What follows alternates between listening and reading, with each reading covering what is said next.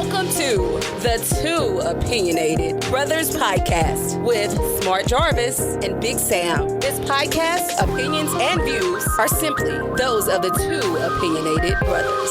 So don't trip. Big Sam, how you doing? I'm feeling pretty good, Jarvis. How about yourself? Man, I'm hanging in there, man. Missed you last week. Well, I wasn't going to bring that up to the general public, but That's fine. I actually contacted you to do the show, and you told me you were tired. Yeah, I was, man. I'm tired today, but I feel that the masses, man, they need a word. Why were you so tired last week? It work- wasn't as if you did anything. Work hard every day, man. We celebrated Memorial Day Where'd you celebrate Memorial Day? in Clownville, USA.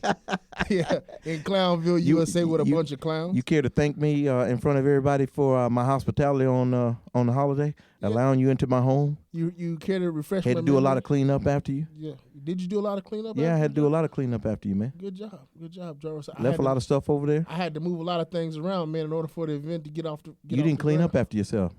Intentionally.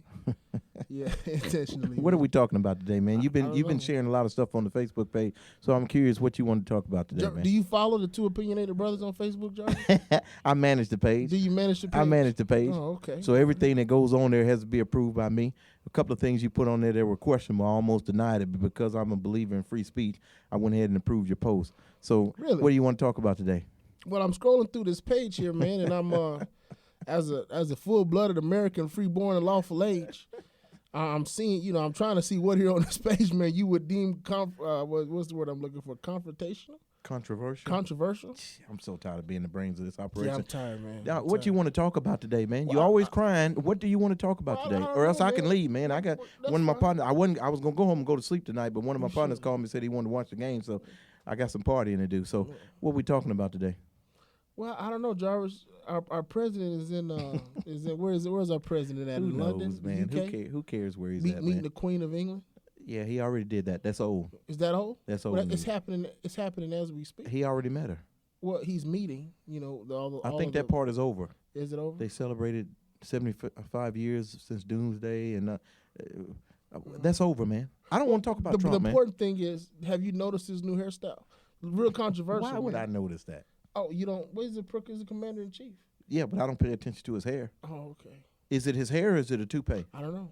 Okay, I'm just saying he made the remark that it makes him look 20 years younger. it doesn't. It does. So you have seen it. It doesn't. No, So you I'm have saying seen it. I haven't noticed any new hairstyle, but of course he comes on the TV frequently, right? Because I watch the news every morning. Okay. And the latest pictures I saw, which was him walking beside the Queen, So you saw his new hairstyle. I didn't It see looked the anything same new to you? about it. He didn't look any younger. Yeah.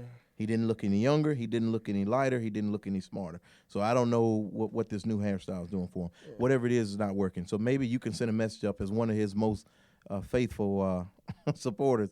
Maybe you can send a message to him and tell him he needs to try again. Well, I'll take that, but as a point of clarity, I'm not a faithful supporter, but I am an American citizen and a patriot.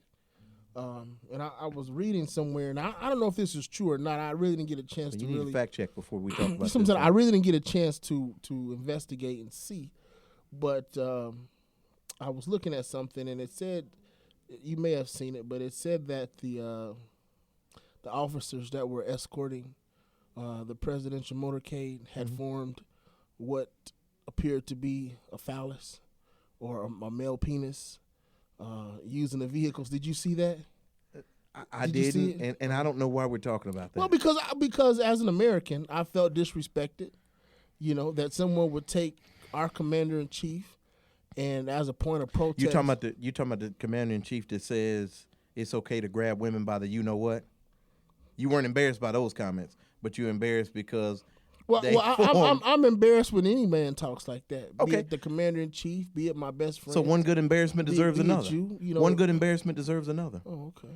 I mean, hey, this is how he operates. He says what he wants to say, doesn't care who he offends. So should we be surprised when someone offends him? Well, no, he's not. That's my point, Jarvis. I'm not saying I'm offended. I'm saying as an American.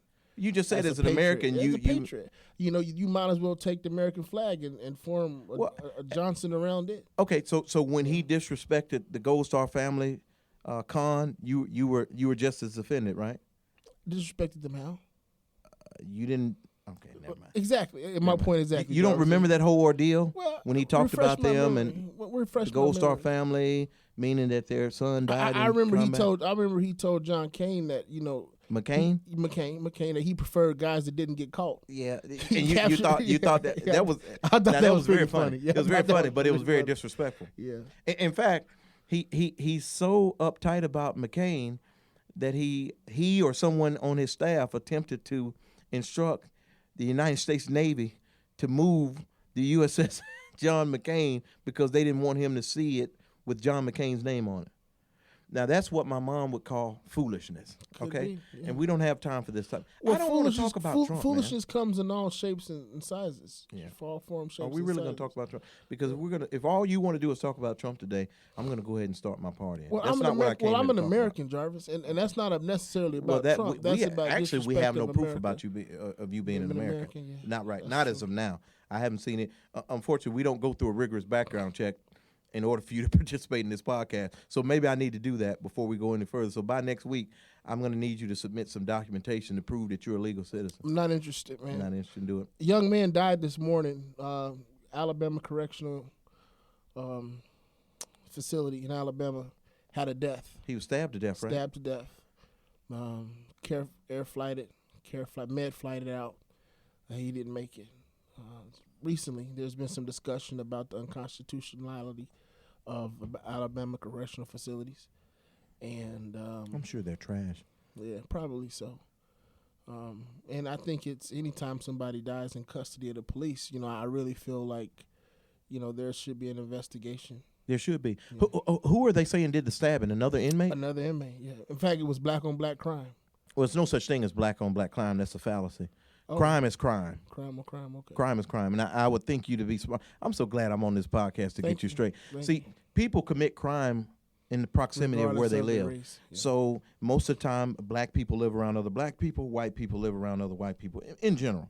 Mm-hmm. So a high percentage of crime against whites are done by other whites. Same with blacks. Same with Latinas. So that's that. Now that truly is black on black crime. It truly is fake news. It's fake news. Okay. So let's not. Well, I'd ask you not to make that type of ridiculous statement. Well, in a society where we as black men are haunted, as you would say, shot like dogs in the street, road cops, road correctional officers. I don't know that I've ever said. I don't know that I've ever said shot like dogs in the street. Yeah. But there's been vigilante cops. Yeah, there's definitely vigilante cops. No doubt about it. I don't. In fact, they cited. I saw the other day that they did a survey of so many police accounts, Facebook accounts, active duty and retired, that they were able to identify as cops that actually left their page open where you could see that they were law enforcement or former law enforcement. And they said I think 1 in 5 made what they would deem biased comments towards whether it be blacks, Latinos, or homosexuals. And that was just the accounts that they were able to see. So there's no question that there's bias amongst cops, just like any group. But cops have a pretty tough. Oh, no question about it. Tough road to toe. Man. I don't dispute that. I don't dispute that the job is tough. Just like I don't dispute that the military is tough.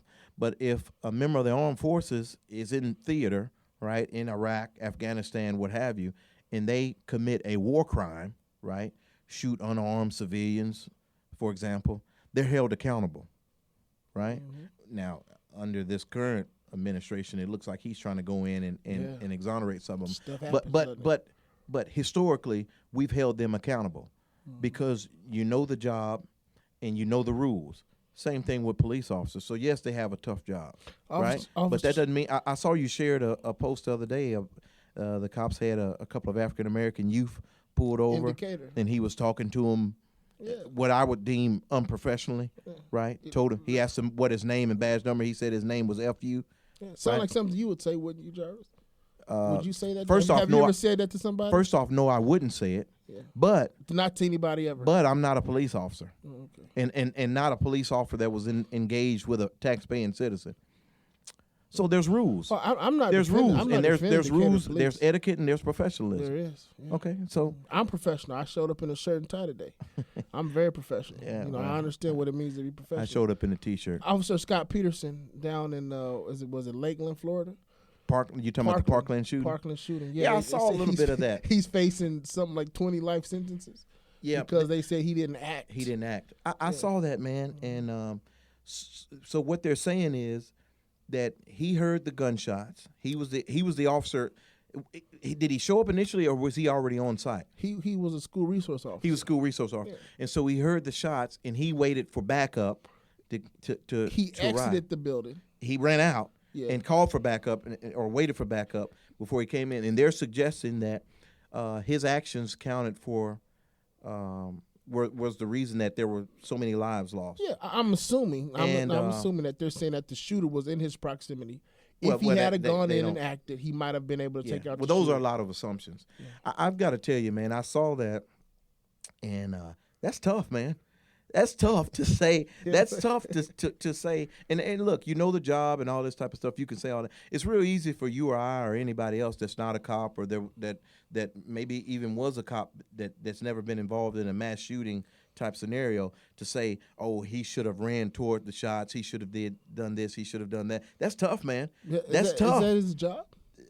Well, his job is to serve and protect, no doubt about it. Mm-hmm. But that's tough, man. That's tough to say that because he didn't run toward the shots, we're going to hold you accountable for lives that were lost because we're going to assume that you could have stopped completely or minimized the amount of deaths if you would have acted.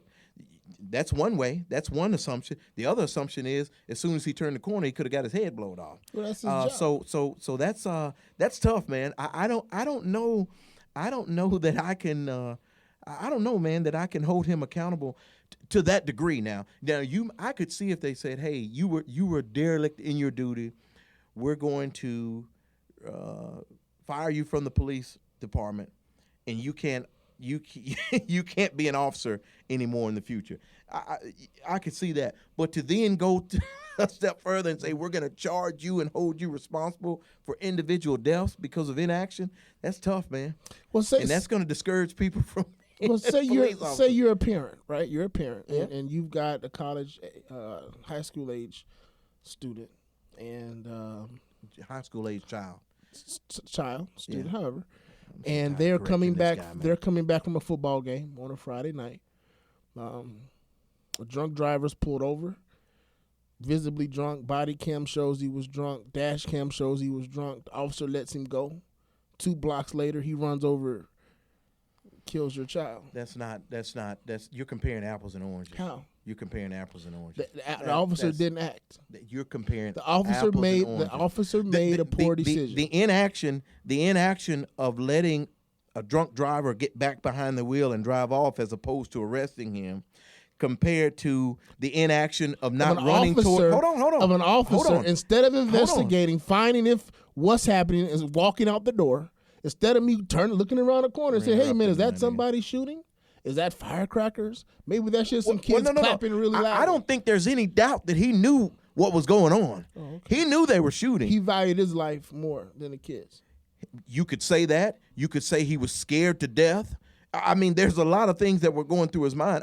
Again, it's easy for you and I to talk about this when we're not standing in this room, and then in the next room we start to hear automatic gunfire. Okay, so you're standing in this room. Well, you've said in previous podcasts, even when a young man was killed in Birmingham, right, and his friend banished his pistol and went back in, what did you tell me? You never leave a man down. So if you're in the mall and a friend of yours you feel is being attacked, you feel it's your right. Well, you got to understand too, a personal connection runs deeper than just doing a job. Mm. So that resource officer was doing a job. Had he had a child, protected and serving. He was, but let's say he had a child that was in one of those classrooms, I can almost assure you he would have acted differently had he not just been there doing his job to some kids. Okay, so if I'm in the mall and my mom is in the mall and I hear gunshots, I'm far more likely to return into the mall to seek her out than I would be if I'm just at the mall hanging out by myself. Some gunshots go off and I say, "Oh crap, they're shooting in the mall. Let me call the police or let me get away," because no one that I care about or that I have a personal connection with is in danger, right? So that officer was probably just doing his job. I'm sure he didn't have any kids or anyone in there that he had a tie to. So he was just doing his job. So as a parent, I should only feel comfortable if one of my children's classmates' parent is the school resource officer. Because then I know if it ever goes down, this officer is then motivated to come back in. Hey, you can look at it however you like. Here's what I'm telling you. Human nature is, okay, your willingness to put yourself at risk, in danger, is increased exponentially when it's someone that you care about that's in danger, as opposed to a complete stranger. How many times do we ride down the highway and see someone pulled over on the side of the road with a flat tire, out of gas or whatever, and we just keep on going? Just keep on going. Just keep on going. But if I'm driving and I see it, well, that's not a good example because depending on how busy I am, I might keep going. But let's say it's my mom on the side of the road with a flat tire. It doesn't matter if I'm on the way to work. It doesn't matter if they told me if this is your last time being late and you're going to be fired. I'm going to stop to make sure my mom's okay and get her situated, right? But not a stranger. So the cop was just, and that's one of the issues that you've heard this before with policing in America, and particularly in minority communities. They say there's no connection with the community anymore, right? We take, let's say a black community, we take white officers from wherever, okay, and we place them in North Huntsville, and then there's no connection with the community, and so when there's some type of confrontation, right? Or let's not say confrontation. Let's say interaction. It can quickly turn into a confrontation because there's no connection with the community. Whereas if you had people from North Huntsville that were police officers, right, that came from some of the communities, they could talk to the individuals that they interact with, and they would be more likely to de-escalate. Have you ever taken an oath? I've taken several. Several oaths? Several. Do they mean anything to you? They mean a lot. Oh, okay. You're not just raise your right hand or yeah, on your knee or just talking. I'm not. That officer took an oath. I agree with you. He took an oath. I agree with you. That he would protect and serve. He did. In that oath did not say, that oath did not give a caveat that say, if you're in a situation where there's a mass shooting, automatic weaponry, you better run towards the automatic weaponry fire and save whoever's involved, or else we're going to charge you with X amount of counts of whatever and potentially put you in jail for the rest of your life. Well, I've heard of oaths that would suggest that my tongue be removed. Yeah. I'm sure you have. I'm sure you have heard all that. I'm sure you have all that, but that doesn't matter. And what I'm saying to you is that officer stood before the court. Surely you don't. He stood before. Surely you're not suggesting that officers should take oaths that suggest they could be dismembered if they don't serve and protect. No. Okay. Good. Well, because that's not how. Went way in left field. That's not how our judicial system works. You know, that's not how our judicial system works. It's pretty medieval, man. But, what's your deal tonight? But you know, hey man, I've done some strange things. Okay. But what I'm saying to you is that officer took an oath to protect and to serve. Every officer, we've said it in the past. You've said it in the past, even in describing the interaction between white officers and African Americans. When we talked about them being fearful for their life or whatever the situation may be, you said that they wake up every morning knowing that there is a possibility that they may not come home that night. Yeah, that's true. That's true in a lot of communities. A lot of minority communities. Military, those that fight for us in combat, right? When they leave, they know that there is a possibility that they may not return. Okay. Right? Now, I'm there. Be on a battlefield, right? I'm not a soldier, never been a soldier. But I hear that if you're a soldier and you're in the battlefield and all hell breaks loose and you turn and you run, you're called what? You're a deserter. A deserter. No question about it. A deserter, AWOL. You're what? Court-martialed. You are, but you're not. Sent to the brig. You are court-martialed. Yeah. But let's say if 20 soldiers die during the time that you've deserted, we don't turn around and charge you with 20 counts of whatever. Okay. So again, when America was great, they would have hung you. Well, when America was great, you would have got hung. Well, they did it when America was quote unquote great. There was a lot of hanging and lynching going on. Yeah, so we especially for deserters. We know what that's about. Especially for deserters. I'm not suggesting that the officer was not derelict in his duty. I'm not suggesting that. Okay, So you think he should just lose his job? Fire him. Hey, man, make him lose his pension. Yeah. He's already been disgraced, and never allow him to be an officer again. But just live life. But man. to hold him responsible, because you're making an assumption. We're making an assumption that had he not ran out, he would have killed the gunman and no lives would have been lost. That's a huge assumption. Again, I could also make an assumption that as soon as he ran around that corner, he would have got his head blown off. He would have died a hero. I understand that. And now he's got to live a disgraced coward. Mm-hmm. But to put him in prison for 20, 40, 50 years, I don't know, man. That's a stretch to me. But, hey, that's just my opinion, man. I don't know. I thought you were pro-police, but I am pro-police, apparently man. You're not. Well, I'm not pro-police. I'm a patriot, and I'm a citizen, man. There's a difference. I'm a patriot and a citizen. State of Alabama. Law passed this week. We talked a lot about the abortion law. All of this. I'm so sick of Alabama laws, man. Law passes this week. And I got an Alabama T-shirt yes, on today, do. And I'm still sick of Alabama laws. Law passes this week that suggests if Governor Kay Ivey signs it, there is no indication on how she will act, but it suggests that if you are convicted of a sex crime involving a minor under the age of, I think, 13. I don't. Now, hold on. This law hasn't been approved by the Senate. It's on the governor's desk. It's on the governor's desk. Okay. It's on the governor's desk. Okay. Whether she'll sign it or not sign it, who knows? She signed the abortion bill, so she may sign this bill. Who knows? But it suggests that if you are convicted, after you have served your time, before you are eligible for parole, you have to go through some form of chemical castration before they'll release you back into the public. Absolutely ridiculous. Yeah. And I saw you talking about that, and I saw a lot of people. Obviously the knee-jerk reaction is, okay, no problem. You get what you deserve. You're messing around with kids, you're molesting kids, you're assaulting kids, and all that stuff. And I get that, right? I get that. If I had a family member, or a sister, cousin, close associate that was assaulted, a child that was assaulted, I would be enraged as well. And there's no telling what type of things would go through my head. But when I sit back and think about that, it's absolutely ridiculous.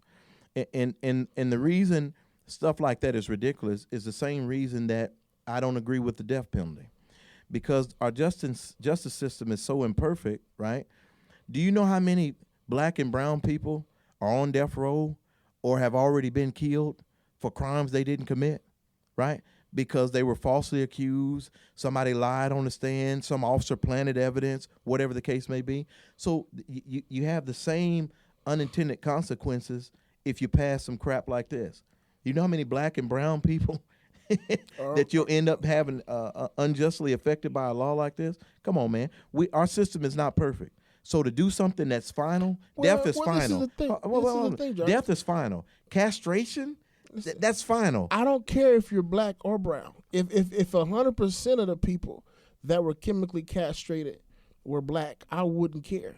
You know why? Because if you commit the crime, then you suffer the consequences.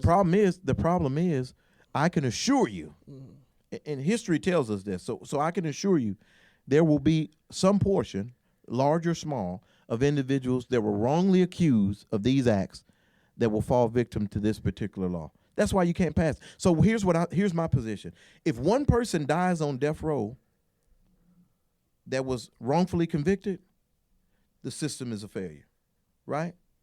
Because that's one life that shouldn't have been lost because of an imperfect system.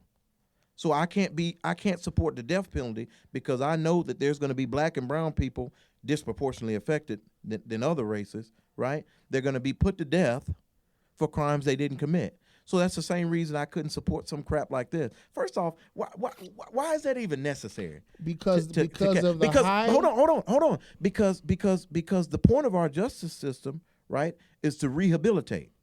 Right? So unless we're saying sexual assault of a minor is a death sentence, we put you in jail for X amount of years. The point of that incarceration is to rehabilitate you so you can come back and be a citizen in society, right? Let me so if we castrate you, if we force you, get ready to educate. I'm sure you will. If we force you to do castration, we're saying you cannot be rehabilitated. Well, for the same reason, Jarvis, you're required to register as a sex offender for the rest of your life. Yeah, okay? I don't.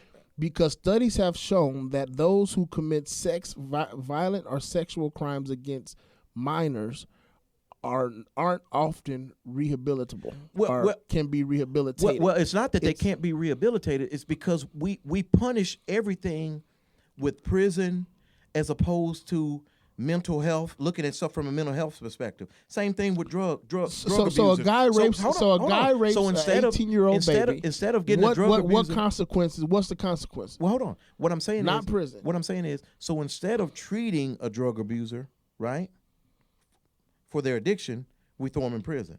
And then once you get out of prison, of course they haven't lost their addiction. So it's the same thing with someone that commits that's a sex offender. So what? There's something. We agree that there's something off, right, in a grown man that is trying to have sex with a child, right, 5 years old, 6 years old. They don't think it's wrong. Well, the reason that some don't think it's wrong. Some know it's wrong, and they'll say that they can't help themselves. So what I'm saying is, there's something. A lot of people believe that age doesn't matter. Well, there are some people that think that. We know better than that, Sam. Right? We know that there's something wrong. I don't know what you know, Jarvis. Well, okay. You believe that this man is a predator. He has violated a child of whatever age. Which likewise, if again, I'm putting a lot on Jarvis saying that he would someday have a child. I don't know, but if you had a child and that child was violated by an 18-year-old baby, and it was violated, right? I'm sure you would do with everything within your power yourself to impose a death penalty, right? Before he even had an opportunity to stand before the judge. I'm sure I would. Yeah. That's why we're supposed to have a criminal justice system. But if it's that doles out punishment, but and not eye for an eye like we used to have, where we say we don't do that anymore, Sam. Mm-hmm. We don't say, hey, Sam, vigilante justice. Somebody does something to you. You as an individual citizen get to go out and dole out punishment. You said you would shoot someone for coming into your house. I would uninvited. I would, because I'd be protecting myself and my family. But you wouldn't shoot someone to protect your 18-month-old baby. Well, if I caught them in the act, they'd be shot. But 10 minutes after the fact, if he left the house and made it to the corner. Oh, I'm sure I would. But the criminal justice system doesn't say that. Hey, if somebody sexually assaults your child, you have the right to go kill them. Right? It wouldn't matter. You agree with that, right? And your job doesn't say. Let's establish a baseline of facts. Well, no. The facts can we first establish a baseline of facts? Do you agree that the criminal justice system does not allow me as an individual to go dole out punishment to individuals because I'm upset with them? Do you agree with that? What do you mean by? Okay. There's crimes of passion. If someone breaks in my house, okay, I'm not there. Okay, because it's difference with me being there and me not being there. If I'm there, I may act because I'm defending my property and I may feel I'm in danger. If I'm not there, there's a different story. So if you break in my house and I come home and my neighbor says, man, Sam was on that stuff again. He was over there. He broke in your house. And I go down the street, pull out my gun and shoot you, I'm in trouble, right? Right? You probably would be. No, not probably. No. We need to establish facts. You talking like Trump. You talking like Trump now. Would I or would I not be in trouble? It depends on the damage that I did. Okay. It depends on the damage. It doesn't matter what you did. If you burnt my house down to the ground. If I was on that shit. Whoa, dude. My mom listens to this podcast. Please stop. I'm sorry. Well, you just said it. You said it first. I said on that stuff. Okay. I'm passionate. Big difference. I'm passionate about what I believe. I mean, dang. If I'm on that stuff. Do you kiss your dog with that mouth? I shot the dog. Hey, Peter and animal rights lovers, I don't know if he's joking or not. Send that crap to him. But my point is, please. Listen, my point is, I don't want to hear that. Just like you said, if your mom was on the side of the highway, it wouldn't matter the consequences of your employment. You were going to do what you needed to do to make sure that your family and your mom was settled and straight, right? I'm willing to believe you that go comparing apples and oranges again. How? My mom being on the side of the road and someone molesting my child are two different levels. The molestation is a whole lot worse. Whole different level. You would leave your mom on the side of the road for a few hours if you thought it would prevent your child from being molested. I would. Exactly. I would. What's your point? My point exactly. What's your point? That still doesn't mean that I have the right to go out and dole out punishment on my own, Sam. That's not how the system works. No chemical castrations, right, Jarvis? No, that's ridiculous. So what then is the punishment? That's foolishness. We just let them go. put it on your license. Don't let them go. Criminal sex offender on your license. Of course you don't let them. Of we'll course you don't let them go. That's put your picture ridiculous. on the internet, so when somebody doesn't like you, they'll just share your picture on Facebook. Oh, so and so, so we'll stir that pot for a couple of weeks. Every now and then. Chemical castration is ridiculous. Is it? And the fact that you're even sitting here entertaining this is complete foolishness. I didn't. And I'm tired of talking about it. I didn't. I didn't write the bill. I'm just saying. Hey, man, the game's about to start in a little while, and I got some partying to do, man. I don't have time to be playing around with you all night, okay? That's fine, man. What else you want to talk about before we go down? A few more things. Not a few more. I said what else, as in one more topic. I'm going to give you one more topic, and then we got to go down. What you got? Why just one, Jarvis? Because I got some partying to do, man. What you want to talk about? This transgender athlete that competed as a man, I guess lost, and then... Well, we could, okay. but I would rather talk about that was ridiculous. That's ridiculous too. I mean, I don't understand. You said that the guy, he was a guy. He was born male. Didn't win. He identifies as female. Yeah, female. Began the His career. gender transformation process. Yeah. Now is competing as a woman. Okay. Winning. And won. That's not surprising. Go figure. I mean, because when I saw the pictures of him, he's still, his body structure, muscle mass, bone structure is still that of a male. So it's not surprising that he would have a significant advantage, or she, would have a significant advantage over the other female athletes. So I don't understand. Do you think that's fair, man? Do you think he should be allowed to compete? No, or her? I Do don't. you think she should be allowed to compete with other biological women? I don't. Why not? I don't. I think it's absolutely ridiculous.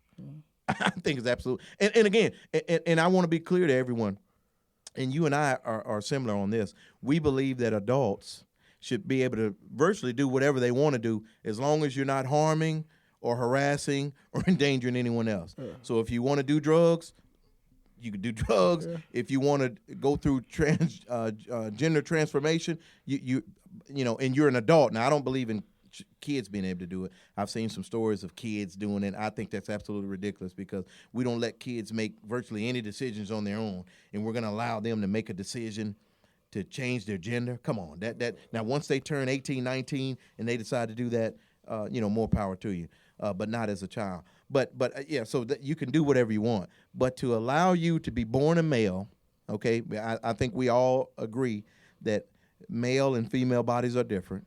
Ain't no getting around it, okay? They're different, okay? To allow you to be born a male, at some point identify as a woman, whether you've felt that way your whole life or you made a decision at 16, whatever the case may be, and to allow you to start operating, competing as a woman, I think is absolutely ridiculous, and it's unfair to those girls that she now is competing against. Well, I also read an article about a young lady who was she was transforming from female to male, and transgender male. Male. Okay. I'm assuming that's how you would. Yeah. And is now wanting to box with against men, other men. Against men. And actually won a match. And at the end of the match, the natural won an amateur match, right? Well, I don't know. So whatever the league is. Yeah, okay. And at the end of the match, the biological born male said he did not hit as hard as he could because he couldn't get past the stereotype of this is a woman. I agree. Yeah. I had the same conversation with someone. I saw, this has been a while, but I'm sure there's been several cases of it, where they were allowing, it was some high school, and I'm sure that it's happening at more high schools now, they were letting girls play on the football team with the guys. Mm-hmm. I've got a problem with that. Not that I have a problem with girls competing, okay, but I have a problem with the psychological disadvantage that it could put some of the boys in. Boys, when we're taught as boys, don't hit girls. And then all of a sudden you line up a girl on a football field against other boys, and you expect the boys to go 100% and try to knock her out like they would do another boy. Most boys are not going to do that, okay? They just are not going to do that. And it's and I understand totally what would happen with that in that boxer's case. And also, when a person that's born female transitions to male, they take testosterone and things of that nature to help along that process. To me, you're getting an unfair advantage. if a male was competing just regular boxing or whatever sport, and they were taking testosterone, it would be considered a performance enhancer, and they would potentially be suspended from competing. So you're going to allow a female to male athlete, transgender male, to take those type of enhancements to speed along the process, but then you're going to allow them to compete. That's not a fair advantage. So it sounds like you're saying to me that transgenders need to be a third sex. They're not women. They're not men. They're they're already sex. I think they're already. You got men, women. They're already a third sex. No, that's not true. That's not what they want. Yeah, that's not what they want. Join, but societal norms makes them a third party. Because if you're they weren't a third norm. party, we wouldn't term them transgender male, transgender female. No. We just say they're female not a or third male. party because he is now a woman and is competing with women. Yeah, he's not competing against other male to female transgenders. Yeah, he's competing with women. No, well, I so think, what you're saying is there need to be a transgender league. Well, I don't necessarily. I didn't necessarily come here tonight with a solution to the problem. I just was talking about what the problem was, and the problem is it's unfair. And the problem. Backpedaling, Jarvis. Don't trip over your feet. No, I never trip over my feet. I never trip over my feet. The real problem is this. I think you said the other week. This panty-anty society that we've created, where we can't tell anyone no. Okay. We want everyone to be comfortable, to feel accepted. So we can't say, "Hey, I'm not going to whatever that commission is for that state, right? That the young, athlete. young athlete that was transgender female. Hey, we're not going to allow you to come compete against women because you have an unfair advantage. And I'm sorry that you may not like that or may not agree with it. And I understand that there's going to be some pushback from your community, but we stand resolute in our position. Then you get sued. And the federal government tells you you can't discriminate. Well, maybe, but we need to start having some of these battles instead of just rolling over. It is unfair, and because what's happening is we've got one person, right, that's getting what they want, and they're essentially ruining the athletic experience for all those female athletes that she is competing against, because none of them can compete with this individual. Some people feel the same way about abortion, Jarvis. I agree with you. Yeah, I agree with you. We've already. I don't know why we keep talking about this as we're if not. I'm just saying as if I'm some kind of. We're not. What I'm saying is, I don't like the idea of abortion. I don't like the idea of abortion, but I believe a person should have the right to make that decision, and so they should be. It should be an illegal a legal procedure in the United States of America. Now, I don't like the idea. I don't think most people like that. I don't think most people say, ooh, abortion, I want to have one, I'm going to have so many. I don't think most people do that, okay? But it should be a legal procedure in the country. Last topic, I don't like the idea. Last topic, dude. Last the topic, game's about to start. It is. And while we're on the subject of the transgender. Is this the last topic? Because this is the last topic. This is it, man. Okay. This is it. Go ahead, man. That's important. Just came across this one today, where a transgender male to female, that's a transgender male. Transgender male. That's what that means. Okay, I don't know. I'm telling you. All right, a transgender male wrote a letter to the article, suggesting open letter to the article to the editor. Okay, thank you. Suggesting that he felt or she felt that it was transphobic. No, if it's transgender male, they identify as male now. Well, no, this person now identifies as a lady. So it's transgender female. Well, Jarvis, you're creating the terms. No. I'm just letting you know. If they identify as male, it's transgender male. If they identify as female, it's transgender female. Okay. This young person, Smart Jarvis, who now identifies as a female. Okay. Thought that it was transphobic. Okay.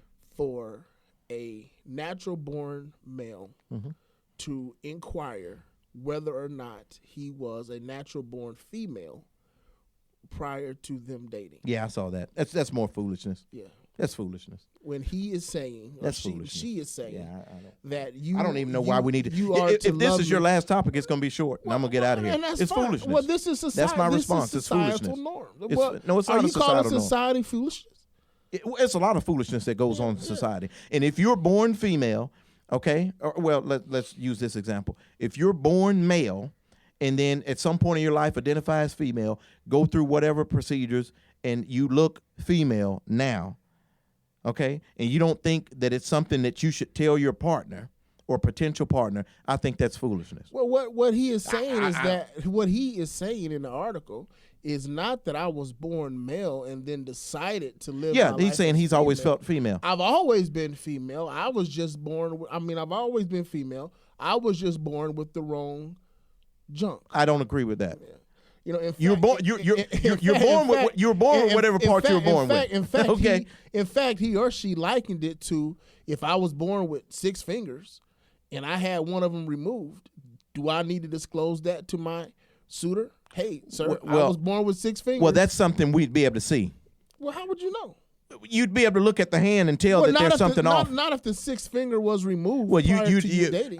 As far as I know, the procedures are not that good now. This is not Star Trek time, okay? Okay. So as far as I know, the procedures are not that good that if a finger was removed, there wouldn't be some remnant of a finger there. So someone would say, hey, what happened there?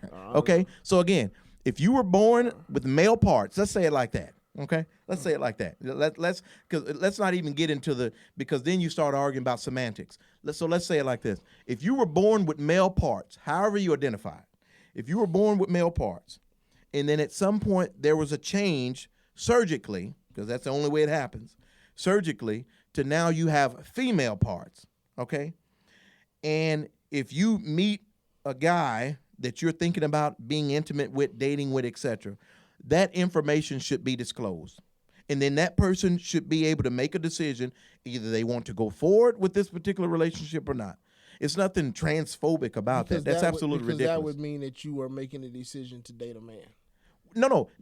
I don't care what the person's perception. What I'm saying is give me all the facts and then let me make a decision. That's all I'm saying. It's only right that you give a person all the facts and then they make a decision. Hey, I was born with male parts. I've always identified as a female. At some point in my life, I made the surgical transition to have female parts. That's where I am now. Are you still interested? And then that person can say yes or no. And that guy says yes. Is he gay? Who cares? Who cares? I don't know why what he is an adult male that was given all the facts, and then he made a decision. I've got no problem with him. We already said. You and I always. How would you decide? I think you're being ridiculous. No, I'm asking. We're having a discussion. A wise man told me don't argue with fools. Okay, so I'm not gonna get into that type of foolishness. Okay, all I'm saying is give me all the facts, and then where people get in trouble in, okay, is when they're born with male parts. It's identify female at some point, whether it's from day 1 or day 2000, okay, have surgery to change over to female parts, go out and get in relationships with males, and then they find out not from you, but from some other source. That's when you have problems. But if you're just out at a bar... What kind of problem would you have? Well, again, I think we talked about this before where there was a sailor, I think, up somewhere that found out that he had some type of intercourse with an individual that had did what we just described, and I believe he either attempted to kill or did kill. Now, I'm not saying that's right, that's definitely not right. But what I'm saying is those are the type of things that can happen when you're not up front with someone. Now, if you're up front with someone, you meet them at the bar and you say, hey, man, just letting you know this is what happens. They may say something disrespectful to you. They may. I don't know. It depends on what. But at least I don't. But I don't. Because some people don't believe in that. So some people don't believe in that. But at least I don't think they would attempt to try to kill you. Well, you know why? Because it hasn't gone past to a point of no return. They're just playing devil's advocate. Then you realize why these folks would be a little shy to say, hey, man. I do. And so what do? Just not date anyone? Well, no, they've just got to find. Take a chance. Huh? Hey, man, life is that way, man. You got to listen, man. You and I can't hide the fact that we're black. Okay, we can't go around interacting with people as if we're white. They see what we are. Okay, so people need to be open and honest about what they are. As difficult as it is, people need to be open and honest about what they are, what their decisions are, what their choices are, etc. And I think in general, things will go a whole lot smoother. Do you think that these people should be a protected class? When you say protected class, like what? What do you mean? Meaning that, by protected, meaning that there's laws there's already laws in place to protect protect them from what? From what do they call it? Hate crime. Those laws are already there. Right. You can't go around killing people based off race, religion, sexual orientation, killing people for any reason. Yeah, or anything. But I'm just saying. But if you, you need to hear them get to your point, dude. I don't know, man. But I just got like some the whole partying to do. restroom, like the whole restroom thing, do you believe? It's about protected class. I mean, now this man or who is now a female who wants to compete transgender in track, female, right? Can compete in at some point. I'm going to get you to understand that. Can compete on the track field. You may not want him on the track field, but he can go in the restroom in most states. That's another topic How for is another day. another topic? I've got How some is opinions another about. topic? Well, the reason it is Another because I'm not going to talk about it in It is the the same 30 difference. seconds that I'm giving you to get out of here. So we'll talk about that on the next podcast. Okay. Oh, All right. So you don't Are we good, believe, Sam? So you don't believe that they should be? I've got some opinions about that, but again, I'm not going to get into it now because what'll happen is I'll give an answer and I won't be able to go into detail of what, and then a person like you that's manipulative will go and try to put me out there to the general public, and I'm not going to let you do that. We're definitely going to have a good week, man. Yeah, I believe I've got plenty of good ammunition. I don't think your ammunition is nothing. We're, hey, man, up I've to got the some Facebook partying to page, do, man. Okay? It's been a pleasure talking to you, Sam, but I'm out of here. Okay? Pleasure for who, Jarvis? Well, for me and the audience that tune in every week to listen to me. Thank you, my brother. Love you. I'm done, man. You've been listening to the Two Opinionated Brothers podcast with Smart Jarvis and Big Sam. Don't forget to like the Facebook page and follow us on Instagram and Twitter at Two Opinionated Brothers, and subscribe to our YouTube and SoundCloud at Two Opinionated Brothers.